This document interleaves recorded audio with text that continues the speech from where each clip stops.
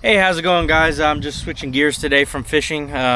It's a nice day out too, but yesterday I got stuck in the mud over at Crystal Lake, and that sucked. So I'm out here with Scott, and there's Scott right there. Hey. Say what's up.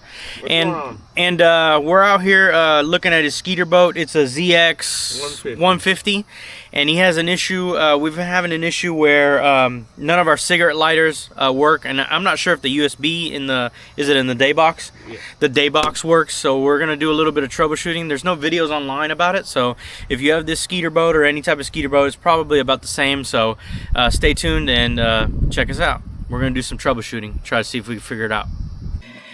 So as you can see, guys, this is what we're working with. It's a just a 12-volt deal. We thought we had a USB in here, but it was actually a adapter that you put in here. It's a 12-volt connector. So the issue we're having is that we're plugging in stuff. Obviously, the power's on and all the switches are on, and we got nothing. And there's no light. See? Even with courtesy? Yeah. Go flip some switches there, Scott. He's flipping switches. We got nothing. We got no light. We should have a light on that so we can charge our phones and stuff like that. And any switches just doesn't work. And we've tried it with this one that's in the day box. We've tried the one over here in the driver's console. Doesn't work. And then we've tried also the one up in the front. We have one in the front right here that doesn't work at all. And this is what year boat is this? 2021. This is a 2021 boat, and I feel like Scott's called it the COVID boat because it was built during COVID time, and he's had some issues on it, but not too many issues. Electrical issues. Just electrical issues and stuff like that. Also, what else have you had? the seat issue. Oh yeah, he had a seat issue with the pedestal. The fiberglass under there. Yeah. The fiberglass came up loose, and we had to send it back into Texas to the factory for them to fix it. And they fixed it. It works good. So far, so we're good there. Oh, we also had an issue with the fuel pickup. We hit a bump, or we hit a wave, and then I guess the fuel pickup line in the tank fell, and we couldn't get the motor started. So we were kind of stuck and had the troller motor back. It kind of sucked. But we got it back, and it worked out. But we're gonna see. We got some switches down here, some fuses, and they're resettable. This is where all the fuses are for the Skeeter boats, and it should be here on this 12-volt 1 and 2, and 12-volt number 3. I would assume 1 and 2 is these two. The first one here in the driver's console, and then the one in the dry box, and then I would assume also that this third one is probably the one for the front. Now, they are resettable and they're not tripped, so that's not the issue. So we're going to take this panel off and see what we can find out. I'm going to test them. I got my multimeter, and we're going to test continuity and see exactly what's going on. All right, guys, we're going to get our little Ryobi here and unscrew these screws so we can see what's behind here.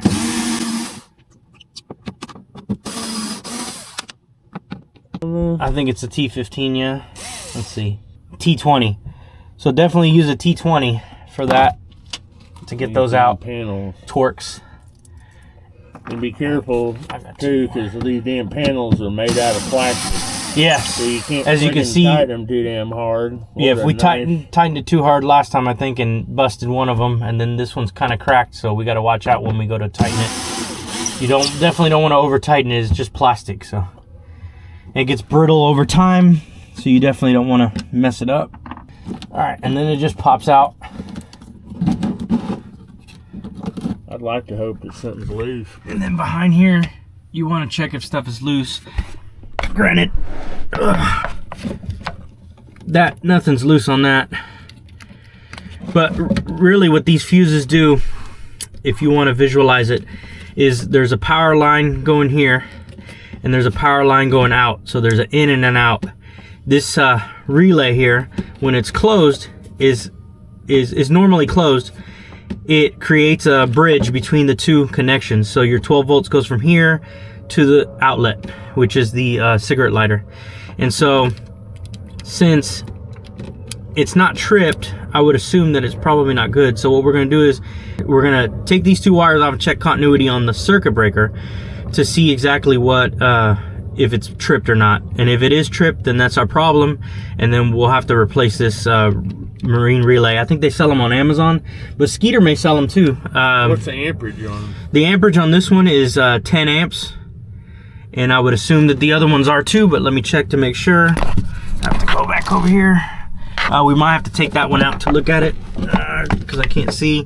No, those are 10 amps as well. So 10. Yep, 10. So we're gonna do it's these two back ones. So we're gonna test that now. So we took the line side off where it says line right here, and then we took the load side off. We're gonna keep the line side over here so we don't get it confused and plug it in the same spot. And we're gonna check continuity right here. All right, getting back in here. We're gonna set our multimeter to continuity. We're gonna take our two leads, hit them together. We got a beep. That means there's continuity between those two wires. So now, we are going to put one lead here and one lead here. And we have continuity. So that should be working. So that is not our problem. Our problem is we're probably not getting 12 volts. I got nothing. I got no 12 volts to the relay. So we know the relay's good. So the relay's good, at least this one is. But we don't have 12 volts coming out or going into it. So we got to figure out exactly why we don't have 12 volts coming into this. So actually we pulled it out all the way and we found that there's a harness. And so we want to make sure that these connections are good because if one of them came loose, that could be our issue there while we're not getting 12 volts. This 12 volts looks like it comes in through here and goes into this harness. So I'm going to check the connections and make sure it's good. So let's do that. You got the power off now? The power's on. Oh, on? Yeah, go ahead and turn it off. Okay. All right, I'm going to disconnect this and reseat it. Check all the wires. And then we're going to reseat this one too. All right, guys, so we unwrapped this and found where the power cable came in. It comes in right here. And the harness, and just to make sure it's going through the harness right, we want to check continuity. And it's got continuity, so it's good. I also checked up here. I don't know if you guys see this. They put a soldered connection there. We checked continuity on there just to make sure because it's got two wires going into that and going into a butt connection that goes into one. I don't know why they did that, but maybe just because there was two wires they wanted to hook up instead of doing a extra relay, which is fine. We checked continuity there, it wasn't there. So we're gonna keep looking and see what our problem is. So after an hour of chasing wires and doing everything, we found the problem. So the problem is that these two wires are crimped in together, and there's like, I don't know if you can see it. There's like, these two wires are supposed to be like this, and that piece of metal is supposed to be in there. And so over time, I guess, in vibrations, it just broke. And so that connection's gone, so I don't have any positive power going to the actual switches. So every switch that we've had an issue with, if you look, there's a wire just hanging there next to it, and it's tie wrapped together because it's supposed to keep it from vibrating and breaking, but obviously it didn't. And that's our problem. So now we got to replace this with a crimp connection that has a little piggyback. I don't know what that's called. If you guys know what that's called, let me know in the comments, but we're gonna have to go look for it. But that's what it's supposed to look like. That's the main connector, and then it plugs in, and then it has like a secondary connector that goes into the other one to piggyback on it. So you can plug this in, you know, like that, but then you have this one on the back side connected as well. So you have two in the same deal. So yeah, like this one here. See, I don't know if you guys can see it. So like this one right here. This one is exactly how it's supposed to be. See how that one's connected to that one? It's kind of hard to see, I guess, but that one's connected to that one. That's how it's supposed to be. But since it's broken, the wire's just hanging there. So that's why we're not getting power. So I knew it was some type of loose connection or a fuse or something weird. We checked everything and couldn't figure it out, but I finally figured it out. So we're gonna go to the hardware store and see if we can get this fixed. All right, so we're back from a couple stores trying to find what we needed. O'Reilly's for the win. What we found was these. They're assorted adapters, and inside there's two adapters of each kind.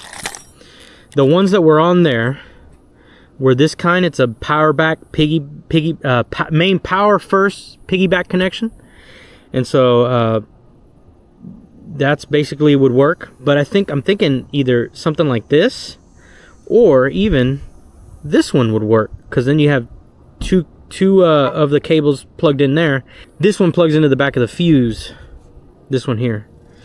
So we're gonna try seeing what's going on. Of course, with these, you know, the metal's exposed, so we're gonna have to heat shrink to keep it mostly waterproof. If you get water up in that area, I mean, you pretty much you're having an issue. So I'm not worried more so about water. I'm more worried about like it arcing with anything else. So we just want to get some rubber on there just to make sure. So we're gonna try these connections and see what we can do.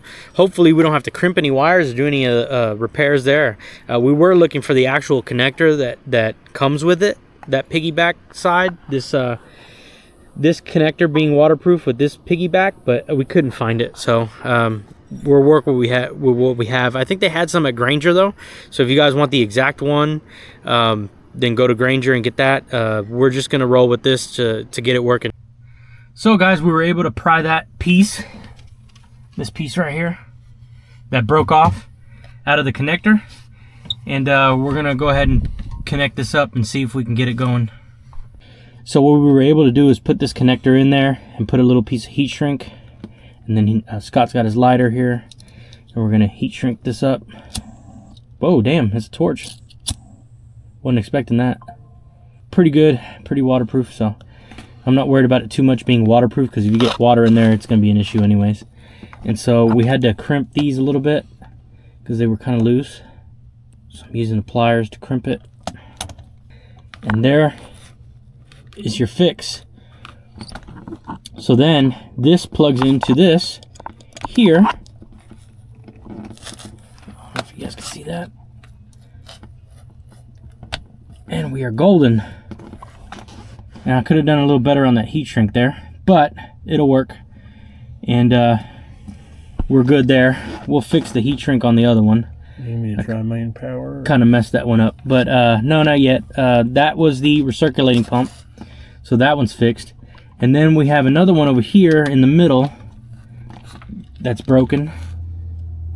No, that one's not broken. Where's the other one that's broken? It is this one here. And that one goes to the bilge. So actually the bilge wasn't working either. So we got another one we're gonna fix here. And I think that's it. I think all the rest of them are good. Nav light. I'm just gonna double check. Some of them are piggybacked. So the nav light might be one of the ones that's piggybacked to this one. But I'm checking all the connections. I know this one in the middle is broken. That one's good. That one looks good. The bilge is the one you just fixed? The one that I just fixed was the recirculating pump. Another one that was not getting power was the nav, but that one is actually piggybacked to the one I just fixed. So now the nav should work. So we're gonna fix that other connection, and then we're gonna check everything, make sure it works. All right guys, we're testing it now, and we didn't have nav, now we do. We didn't have bilge, now we do. We had courtesy lights. Auto recirculate we got, and auto fill. Well, we're good to go. Now, the main thing we had an issue with, which we didn't notice we had an issue with all the other stuff, is that we weren't getting anything out of the 12 volts.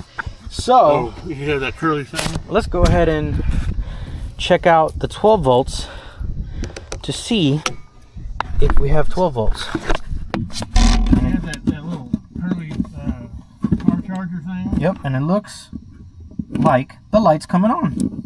I don't know if you guys can tell, but the light's coming on. Off, on. So now we got one there. Let's check this one. Try that one. Can't really tell. Can you tell? Yep, light's coming on. It's faint, but it's on. On.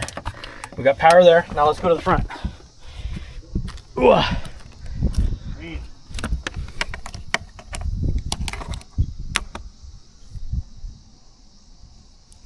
You want to try my phone in it? You can hear it. You'll be able to hear it. Yeah. Bling. You want to plug it in? Yeah, here it is. Let's see. because I can't tell on this one because of the... Yep, 77% charge. Let's go. Sweet. We got it. So I'm glad we fixed it. We figured it out. So that might be a known issue with Skeeter on those connections, just bouncing up and down, and they break. So we're gonna tie everything back together and tie wrap everything, make it look all pretty. And thanks for checking us out. Please like, share, and subscribe. I'm JQ from OnlyFins Bass Fishing, Oklahoma, and I'll catch you on the next one.